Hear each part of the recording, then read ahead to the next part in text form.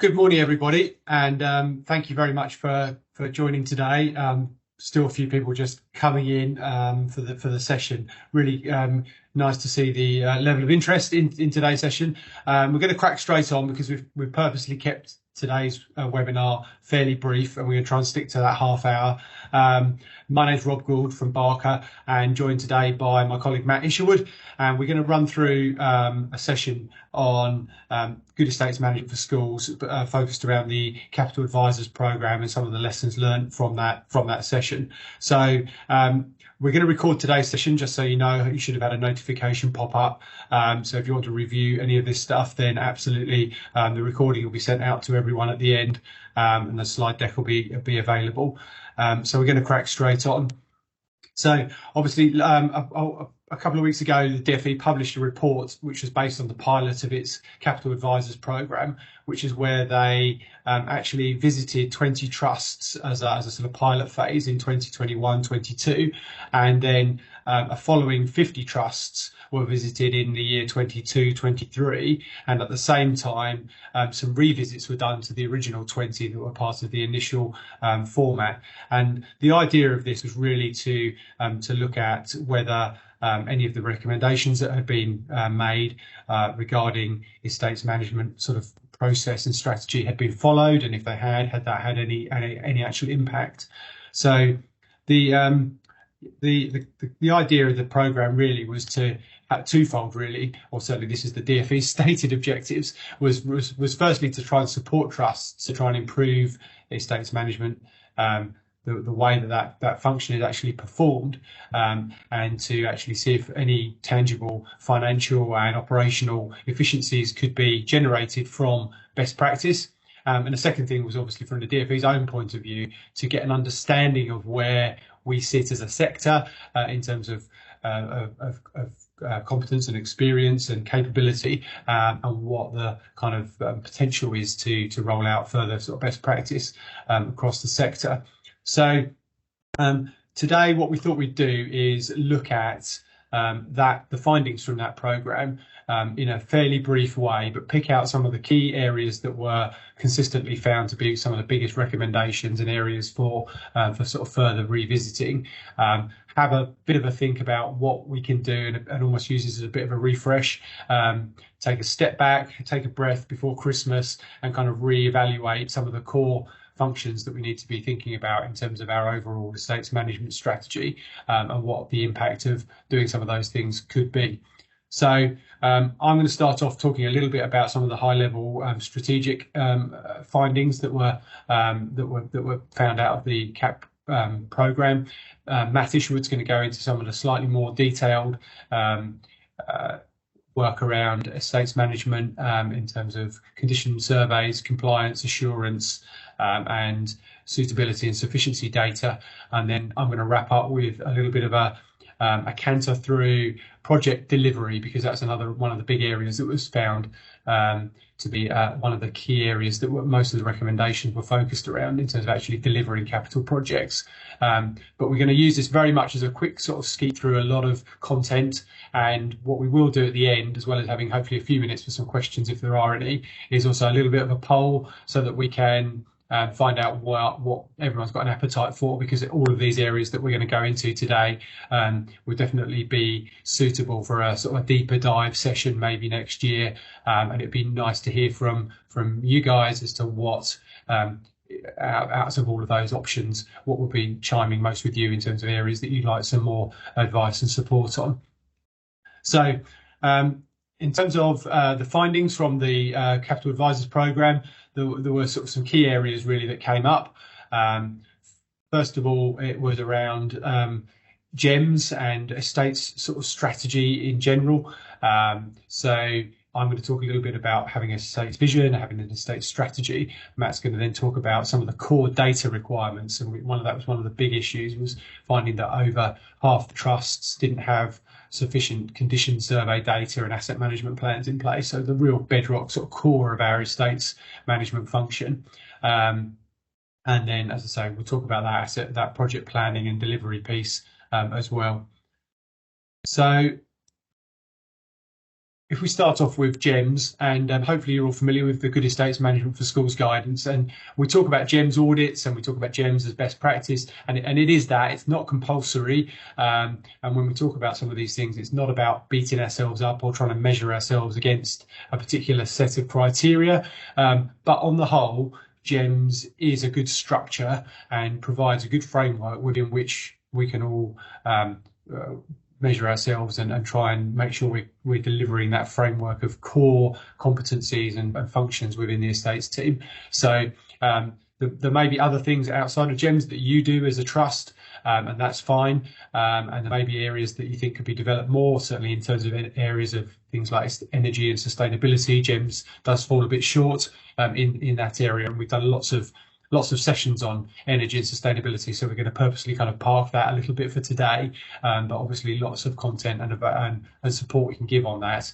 But it's about looking at good estates management as a practice and using those resources that are available through GEMS to just reset occasionally and make sure that we're not missing any of those big ticket items that are required in order to make sure that our sites are safe, dry, warm, compliant, but also that we're driving this kind of culture of continuous improvement and trying to actually not only just try and keep the buildings rack-free, asbestos-free, compliant, but also having a slightly more ambitious long-term objective as to where we can get to with our estates and how that can support the vision of the trust in the long term. So the issues sort of flagged up, and some of the key findings from the Capital Advisors Programme was that there was quite a lack of estates vision within most of the trusts that were surveyed, and what we mean by that is there a long-term objective of the estates function that's linked to the wider objectives of the organisation itself. So whether that trust is looking to grow geographically in numbers, whether we've got some core issues in terms of the way that the curriculum's to be delivered, whether the mix of schools versus primary, secondary, special schools is going to change, whatever it might be, whether we've got a falling role and we're actually looking at ways that the estate has to adapt to meet those sort of demographic changes. That part of linking the two things together is really important. And generally linked to this is the estate strategy side, and there was a general observation that which is very natural, is that we tend to be in a very reactive position and tending to deal with crises as they occur. It's just trying to find this time to sort of step back occasionally. And at the other end of the scale is the performance management piece, which is that kind of reflective reviewing process, which again is easy to miss because we're all super busy and trying to deal with a school estate and condition issues that are far in excess of the available budget, etc. And so we know that this is a real problem, but it's having that time to reflect on the outcomes of what we've done, how they've worked, can they be done more efficiently and more effectively? Because one of the findings, I think, from the Capital Advisors Programme was that where trusts had sort of adopted estates management best practice, there had been significant evidence and correlation between those trusts that had done that and those that had found financial and operational efficiencies and saved significant amounts of money by doing this. So it's not about trying to layer on another piece of administration, another tick boxing exercise, another job for you guys to do. It's about saying, can we kind of look as a sort of critical friend at the way we're doing things and try and improve things so that we can try and eke a little bit more value out of everything that we're doing in terms of financial and operational gain. One of the things that was noted as a real positive was actually on the compliance side, and Matt might just touch on this in a bit, but was around the fact that actually compliance with statutory instruments in terms of your obligations around legal and health and safety and the like noticeably improved in the pilot scheme 20 trusts that had the initial visit and the secondary visits. So that's a really good thing. And obviously something that, because it's a legal requirement, was at the top of the list in terms of priority work that needed to be looked at. but Matt's going to maybe just touch on some of the things around compliance and assurance and how we actually know that we're doing everything that we think we should be doing. So without further ado, just to talk quickly about estate's vision. This doesn't have to be a massive thing, but it is quite an important thing, and it serves a number of quite useful features. But when we're looking at our estate's function in terms of running that, whether we're a very small or even a single academy trust or a large multi-academy trust, it's really important to have this idea of an estate's vision, and hopefully your organisation as a whole has a vision of where it's aiming to go. But we quite often look at that journey a bit like this, of like where are we, where do we want to go, and how do we get there? And it seems logical enough, but the problem with this approach is that we often start at this orange part of where are we, and that is the data collection point, and you start to get condition surveys and asset management plans and asbestos surveys and fire risk assessments, and before you know it, you're down these rabbit holes of dealing with these really urgent and important issues, but you sometimes then lose focus on the bigger picture.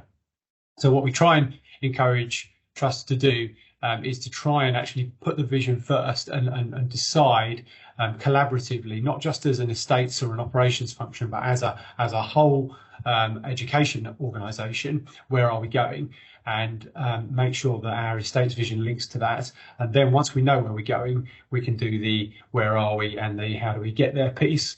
And that serves two really important functions. Firstly, it ensures that we're directing our actions to the areas of most agreed need, and we're doing that from an organisational point of view, not what we think as business and operations and estates professionals, but what the organisation as a whole has agreed is our priority.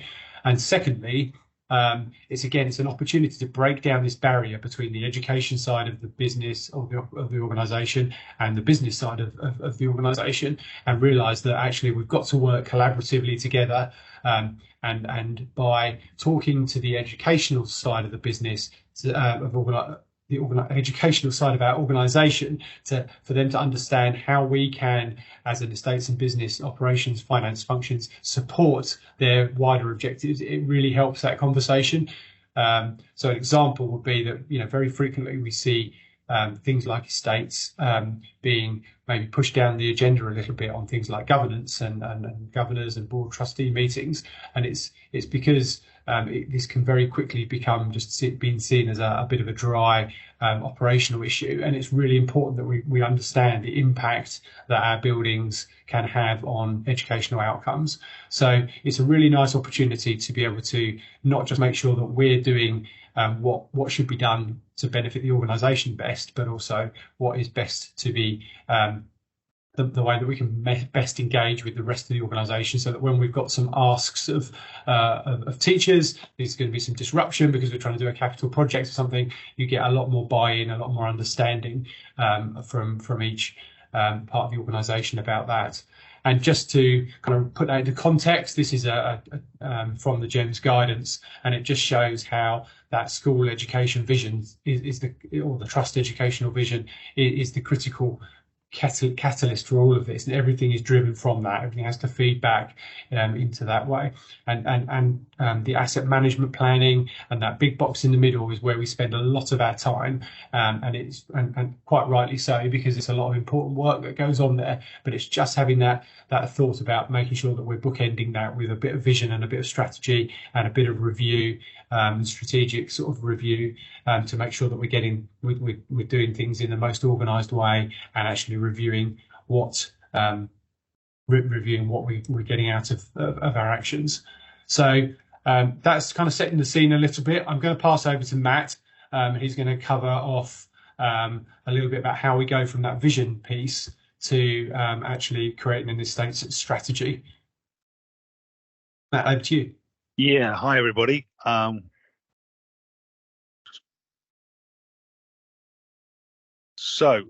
Core data. We've all seen properties like this. Hopefully nobody's got a property like this one. It looks in pretty dismal shape. And what sort of scene would that set to a young person arriving to school for the first time? So when we're looking about condition of property and safety property, let's also look at it through the eyes of the child and the eyes of the users. And we'll come on to that when we start to look at suitability. But terms of building safety, so estates safety and maintenance. Of the condition surveys that were reviewed as part of the pilot program, more than 75% of them were given a recommendation to improve. Okay, and that's quite a telling stat. However, when the revisits took place, just under half of the MATs still remained with insufficient information with which to manage strategically their estates. So, taking that into consideration, when we're looking at condition surveys, why do you need condition surveys? So, why? You can identify risk. You can identify and prioritize your risk profile regarding your property liabilities. You should also need to be able to pick up the benchmarking for regarding cost and financial planning to what will your investment schedule look like in that estate. They're also really, really valuable in terms of making informed decisions when you're undertaking either an acquisitions program or looking at your due diligence in terms of taking on new property. So what should they consist of? Okay, well, essentially, we need to look at not necessarily the detail of a room by room, because you may not have the resource to do that. But what you should have is certainly a block by block basis. They should include both building services and also building fabric. But when you're commissioning them, you should really start to consider what is the experience of the surveyor, do they understand the school brief, etc., etc. We're then going to look at onto property maintenance plans or asset management plans, and we're just going to look at those in a little bit more detail. But moving on forward, so core data regarding condition surveys. As I said, you as a multi-academy trust, you need to have an appraisal or ability to look at your risk profile across the trust. The survey data for both building fabric and the building services, it's your data. Make sure you understand what you're buying such that you know your limitations and the exclusions. Make sure also that within that there is the detail with regard the estimated cost of repairs or replacement for those various elements. And then the last piece really is to make sure that there is a standardized approach to the capture of the condition. Industry standards are that condition is graded A to D, A being brand new, D being life expired, presenting a health and safety risk, and then the prioritization is 1 to 4. 1 being you need to do it now, 4, 5, 10 years time, you can push down the lane a little bit. But what's important here is, as a trust, you have the capacity to navigate your data in an easy way.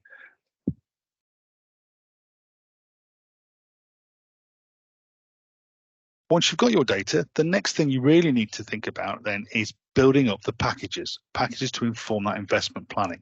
And that's where we recommend strongly you take the policy in terms of your estate strategy is one whereby you adopt a risk management approach, whereby straight away you're going to start targeting the Ds and the C1s, D1s, such that we all know that there is not enough funding to do what you need to do, let alone what you'd want to do. So this way you're able to streamline and focus sharply in on those priority areas.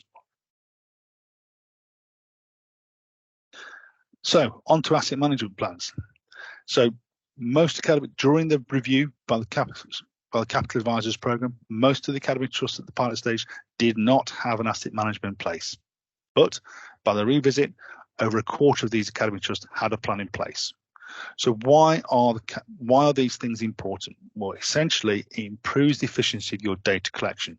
It enables you to harness that information from the high-level plans from your condition surveys down to a local detail level. So why we recommend this is that you can then build your program of works, program of investments, based at a local level, so that the local sites are bought into what's coming down the plans in terms of their investment programs. They reflect strongly the local intelligence. They also reflect strongly the trust-wide warranted survey information.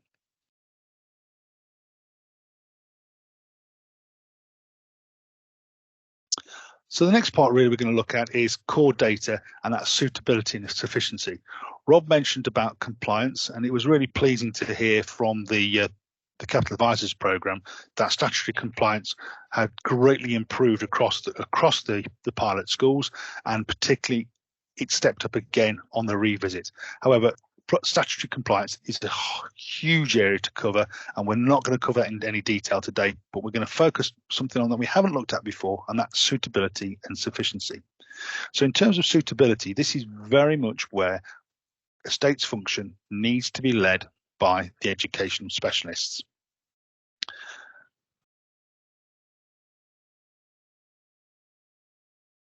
So there is an ever-changing curriculum delivery models, teaching styles, stimulus, learning needs.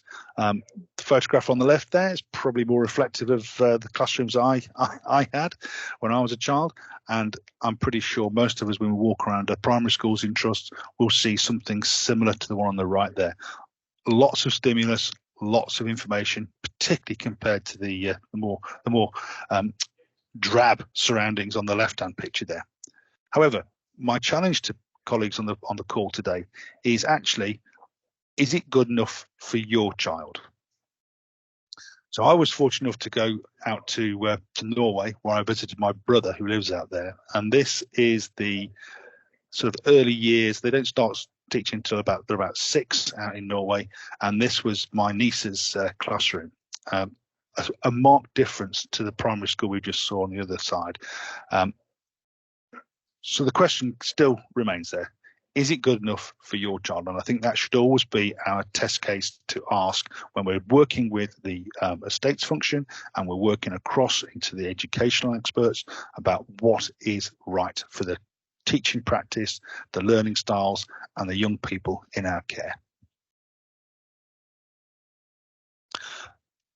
Next piece we're going to look at really is sufficiency. Now, there are various tranches coming through now from the DfE in terms of DfE-led net capacity assessments. Now, importantly, it's net capacities that have not been a strong feature of the academy sector. Admissions have been really taken from the funding agreement, whereas in a local authority, it is all driven by the net capacity assessments. So what's important here, okay, is that there are 3 general ways a school can be assessed.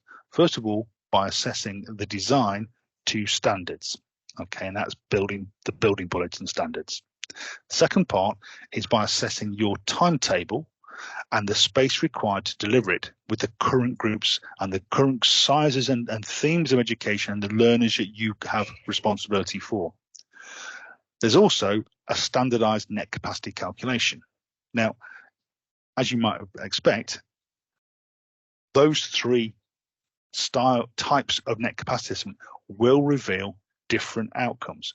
So our recommendation to colleagues is that do not rely on the standard net capacity calculation, because it might not necessarily take into consideration how you are using the space that you've got and the learning styles of the children you've got. What is key is that you need to include both internal and external space. So having smart net capacity information, the education real estate can be strategically managed with regard to your occupancy levels, decisions over expansion, rationalisation or repurposing. I'm going to hand back now over to Rob, who's going to pick up about project planning and delivery.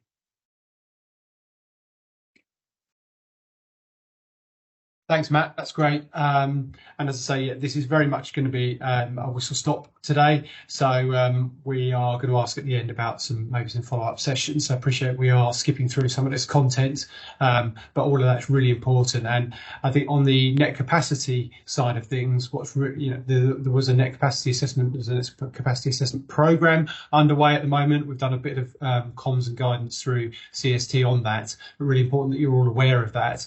And it's not just about using our estates sort of effectively from an operational point of view. It also feeds into things like our decarbonisation agenda, making sure that we're using our assets in the most effective way possible. So it really feeds into several parts of this journey. But just to wrap up for today, the last kind of the fourth part of the key findings from the Capital Advisors Programme was around project planning and delivery. So I'm just going to do a quick slide on project planning, which was the main one, and then these other four sections, just going to literally canter through those quickly as a bit of a checklist, just as a reminder of some of the key things that you, as those that are responsible for buildings and are commissioning these buildings and are ultimately the client on most of your capital works, things that you need to check and do sometimes get missed in amongst all of the detail and sometimes the fun stuff around design and specification, some of the kind of boring but important things.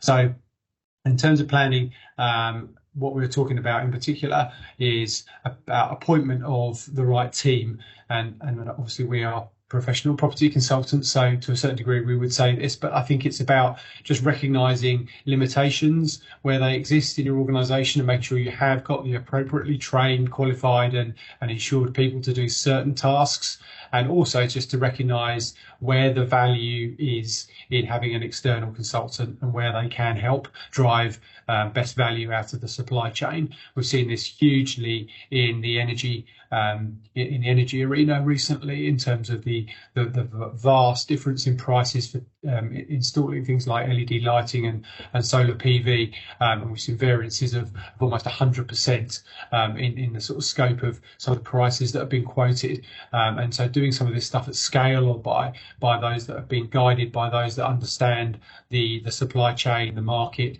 can actually give huge benefits. It's also a little bit about making sure that your statutory duties are upheld, so things like the CDM regulations, that's a statutory requirement that you appoint that principal designer, and that has to be a competent person generally outside your organisation. In terms of procurement, really important to think about vetting and pre-qualification of contractors. The quality of your contractors will massively influence the quality of the outcomes that you're getting on your capital projects.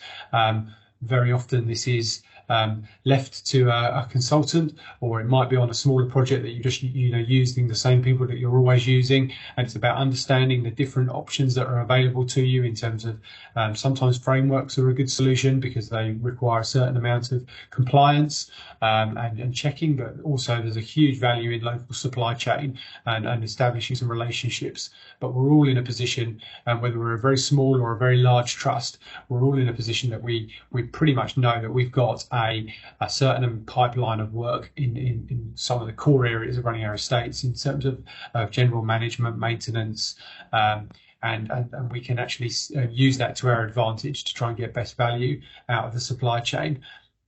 And the last thing on quality is about making sure that you have got, irrespective of the model that you're going to use in terms of using a design team, a professional team to support you, making sure that you have got at least someone competent and on the client side that can actually look after the interests and the statutory duties of your organisation, and particularly when it comes to the end of a project as well, is about making sure those handovers are done in the correct way, that the condition data that you're holding that Matt's referred to earlier is updated, so that things like the roof that we've just fixed is now taken from a D1 to an A4, and that becomes part of your ongoing asset management planning.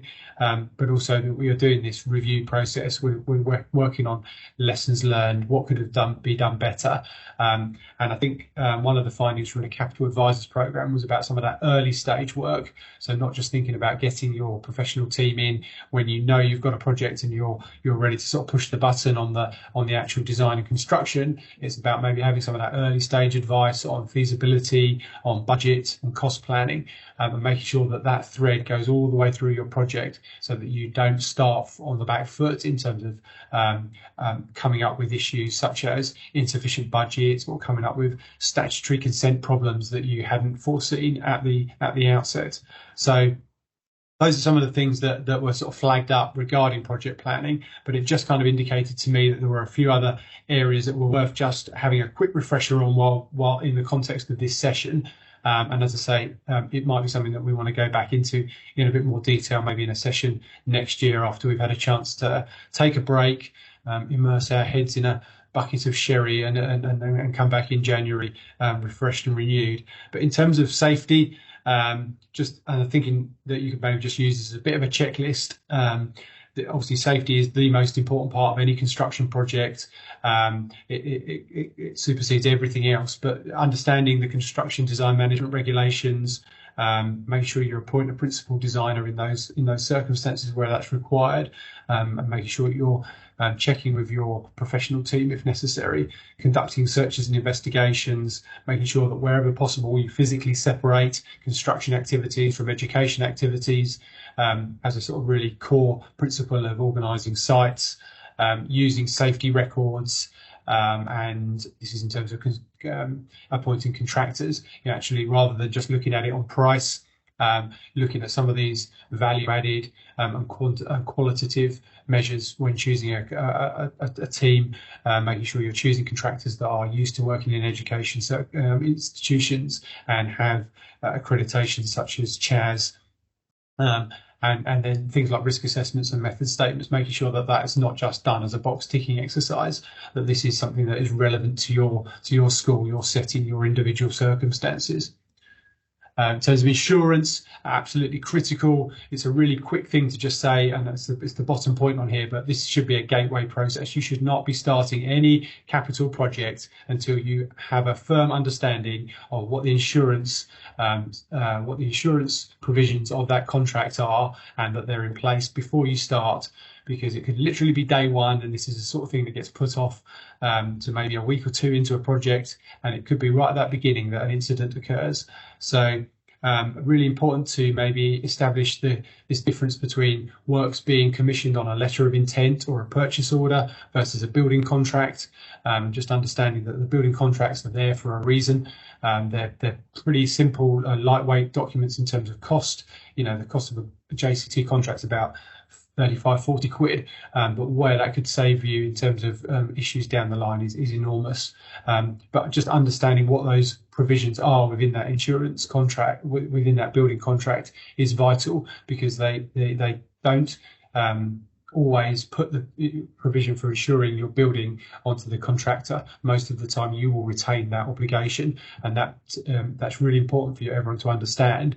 And also then leading on to the next points is in terms of making sure that you do contact your insurers, or if you're on the RPA, the risk protection arrangement, making sure that you understand what the requirements are. And it's generally a £250,000 threshold that you need to inform for projects above that size.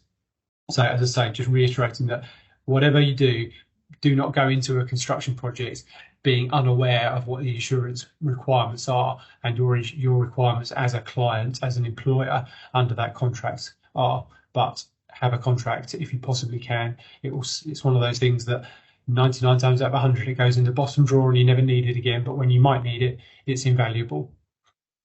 Quick one on consents, statutory consents, obviously planning, but not just having planning permission, it's about planning conditions.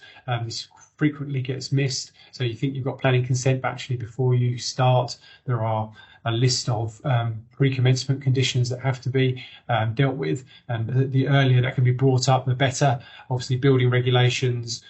Most of you will probably have sites on some sort of lease arrangement, 125-year leases.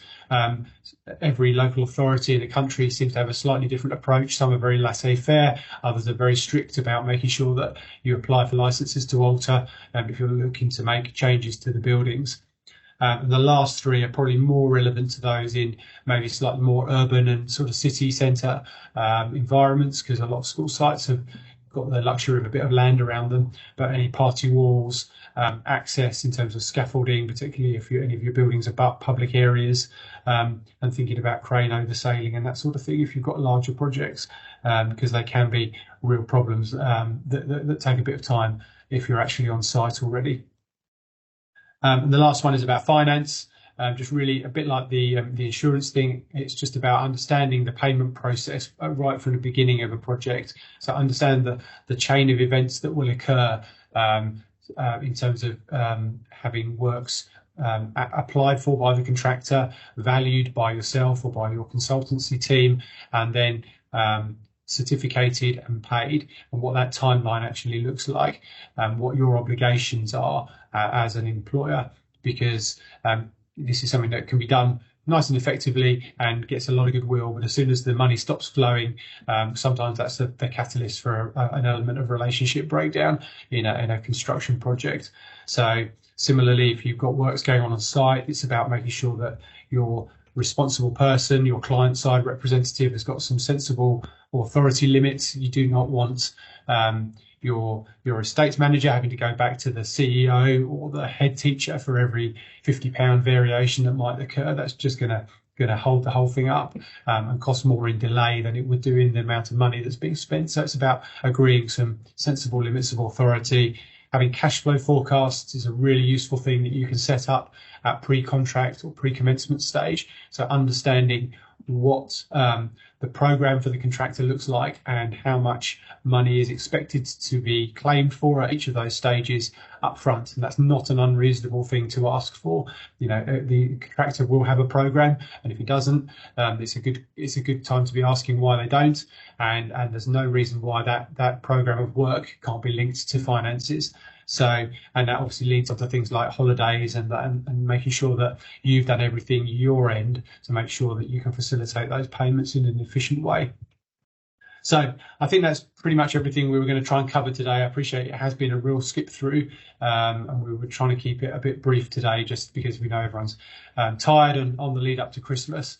But here's a bit of a checklist on the things that we've covered today in terms of strategy, having a vision, having a estate strategy, having an asset management plan, and having a process for managing and assuring your compliance. In terms of data, there's a huge data set that everyone's going to need to work to based on their individual circumstances. But if you can work on having a proper up-to-date set of condition surveys, some suitability and sufficiency, some measured surveys are great, and obviously energy audits from an energy and sustainability point of view. If you've got all of those in place, you'll be in a very strong position to build an effective estates management strategy from there. And in terms of projects, we've just run through the importance of a project plan, some of the key things that need to be in place, and about some of the things around safety, insurance, statutory consents and finance.